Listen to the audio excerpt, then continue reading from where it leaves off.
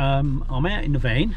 I've got a couple of little jobs to do today. What I'm going to do is do a couple of very small jobs and lump them all into one video. So the first one I'm going to do, I'm going to show you something I did do to the van, which I didn't record because Sue has done most of the work on this, and he's just doing a bit of just doing some curtains to go across the window, to go behind the driver and the passenger seat, just so if we are out in the van, anyone wants to get changed, anything like that, a bit more privacy. But all it was a couple of just some curtain rails, net rails these actually are, which are painted black. Originally they were white. They've been fixed above the window, and Sue just knocked up some of these curtains. It's actually from a quilt we got. Couldn't find exactly what we wanted, so we just bought a quilt and Sue sewed it together. I know you must say, yeah, you can see through them, but they're not for a blackout, they are just for a little bit of extra privacy. And the same as just over the front here, just like that.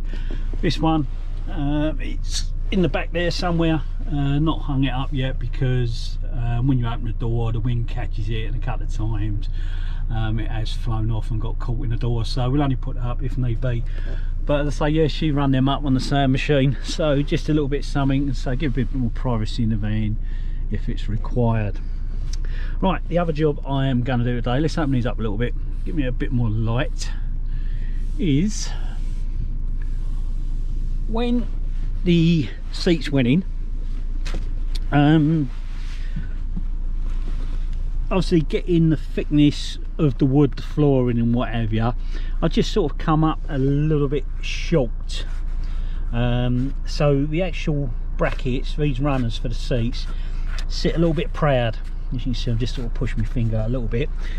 And it was the only other day I was looking at what I was going to do, how I was going to fill in around the, like this area here where the electrics are, how I was going to enclose this area. And when I had done the original carpeting and the rest of it, I put this protection on. It's the same as what you see all cars, like runs along sills, windows and what have you. And I thought, well, I know, I've got an idea because I've got a little bit left. So what I thought I would do is the bit I had left, we'll see if it would fit around this edge, which it does, and it fits rather nicely. And what that has sort of done, where these do stick proud, alright, they're not sharp edges, it is a rounded edge, you've only got to kick it. If you jump in here with flip-flops or anything like that, you kick it, you're going to know it. Whereas here it's going to have a little bit of protection. Well, I only had enough to do the first one, and lucky enough, Amazon and all that, obviously they're still working at the moment despite everything's going on, so I managed to pick up another 10 meters of the same. So what I'm going to do is just finish off the other three, and most people have a little bit left over which I will use later on in the van for a couple of little bit pieces outstanding. So anyway, what I'm going to do, I'm not going to video all of it, I'll show you the start of it, how it just taps around, how easy it is, and then I will show you when it's all finished. So I'll be back with you soon. I thought I'd just show you what this stuff is. It's rubberized with a very thin alloy running through the middle, and basically just tap it on and it grips over the edge. What I'm going to do is cut roughly what I need, because I've got 10 meters here, cut roughly what I need to go around, and then feed it round and just tap it home with a rubber mallet.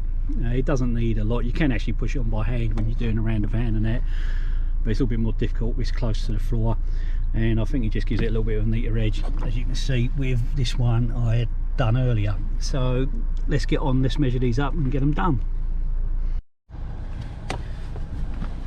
So all you got to do is obviously line it up towards the edge, and then you can press on, and then what I say, I've just been using this mallet just to help. Let's just thread that under the seat, get it out of the way.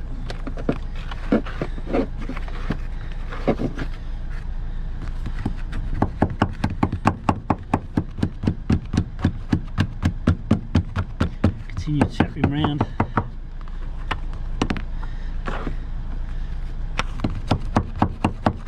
Round the bend as it goes.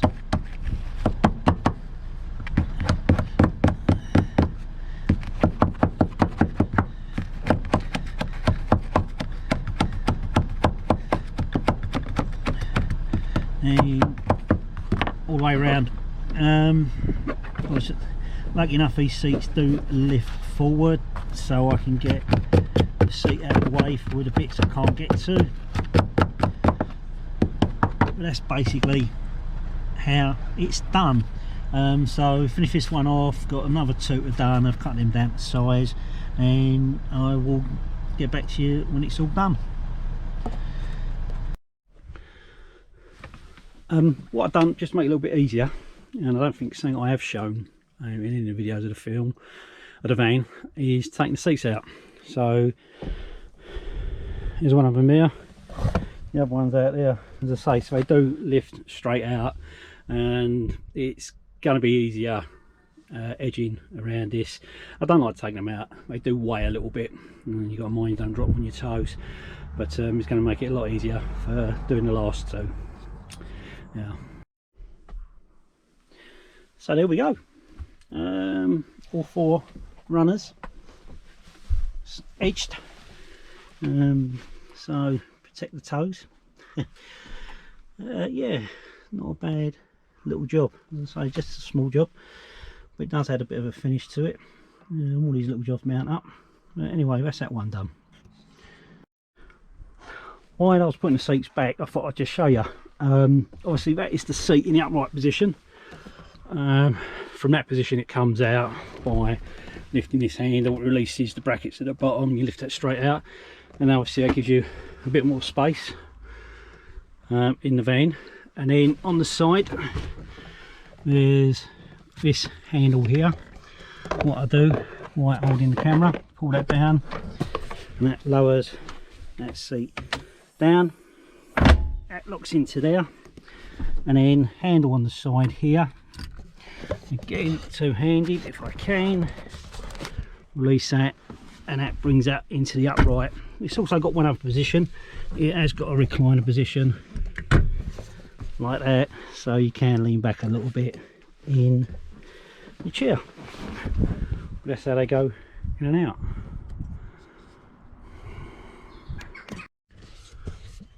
So next little job, the dash cam was initially sat quite low in the windscreen down there, and plugged in to this sort of extension along with the fan and along with my reversing camera up there as well.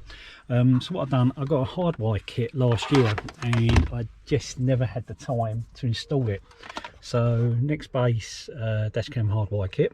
I think I got it from Halfords, can't really remember now, but so what the idea is get that wired in. So what I've done for the moment, I've moved the camera from being down there, because the only way I could see of actually getting the wire to the fuse box with the camera down there is if I actually went through this part of the dash. I didn't want to do that, so what I've done, I've mounted it up next to my reversing camera and done exactly the same as I did with reversing camera, and that has run the wire under the van's headlining all the way down through this side, the rubber, and I've removed this side cover here, and the wire has popped out and it's fed into the fuse box, which is just there.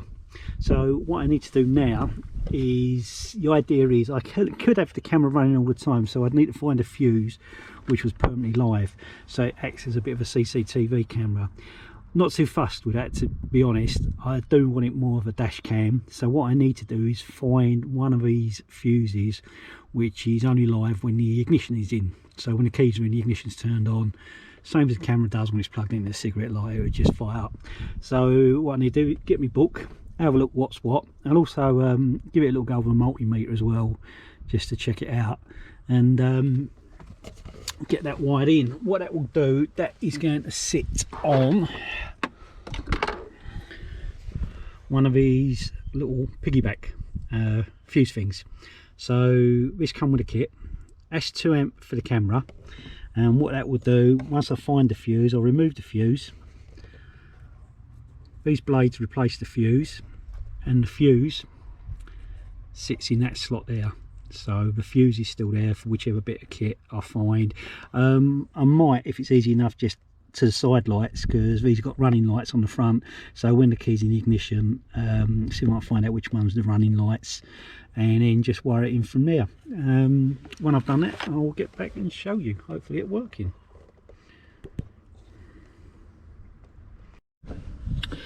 Right, so eventually I found a fuse to piggyback off of. Awkward really, because with the adapter, with these like little bits of moulding sticking out, where it's hard to try and get this in place in line, and the easy ones on the left hand side turn out all to be live, even with ignition off, so I didn't want that. But I found one where I can plug into piggyback off of. So all I need to do now is tidy all this wiring up, earth this up, which I will do down to the side here. So yeah, get it tidied up, and we'll come back to you when that's all done. So dash cam now up there, wiring, headlining into the fuse box under there, which is soon put together. Moment of truth.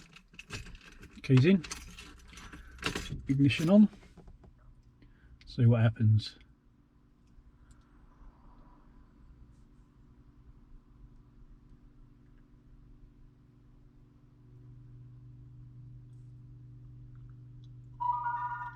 There we go. Camera's on. Right, it worked out all right. Hardest bit was trying to find a fuse that wasn't live. Did try the multimeter, but it's a bit difficult. They were closed fuses. I had nowhere I could sort of get to the tips of the fuses. But anyway, that's another little job done, which was left over again from last year. Hope you enjoyed this one.